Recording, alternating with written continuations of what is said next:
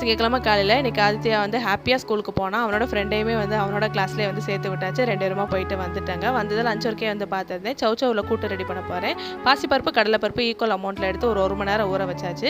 4 பல் பூண்டு, மஞ்சள் தூள், கொஞ்சமாக பெருங்காயம், உப்பு, நல்லா தண்ணி சேர்த்து வந்து ஒரு 4 to 5 விசில் வச்சு எடுத்துக்கலாம். இதுக்கு ஒரு பேஸ்ட் ரெடி பண்ணணும். தேங்காய், 2 பச்சை மிளகாய், 1 ஸ்பூன் அளவுக்கு சீரகம், 1 ஸ்பூன் அளவுக்கு மிளகு, தண்ணி ஊற்றி நல்லா ஃபைன் பேஸ்ட்டாக அரைச்சி எடுத்துக்கணும். இப்போ தாளிச்சு விட்றதுக்கு ஒரு கடாயில் எண்ணெய் சேர்த்துட்டு கடுகு, சீரகம், ஒரு பெரிய வெங்காயம், கொஞ்சமாக கருவேப்பிலை, 4-5 வரமிளகாய் சேர்த்து நல்லா வதக்கிட்டு ஒரு தக்காளி சேர்த்துருக்கேன். நம்ம வேக வச்சிருந்த பாசிப்பருப்பு சவுச்சோ நல்லா வெந்திருந்தது. ரொம்ப மசிக்காமல் அதை அப்படியே வந்து இதோட வந்து சேர்த்துக்கலாம். அரைச்சி வச்சிருந்த பேஸ்ட்டையும் வந்து சேர்த்துட்டு நம்ம வேக வைக்க எடுத்துருக்க தண்ணியை வந்து இதோட ஆட் பண்ணிக்கலாம். ஒரு 5 to 10 நிமிஷம் கிட்ட வந்து கொதிக்க வச்சோம்னா சூப்பரான சவுச்சோ கூட்டு வந்து ரெடி ஆகிடும்.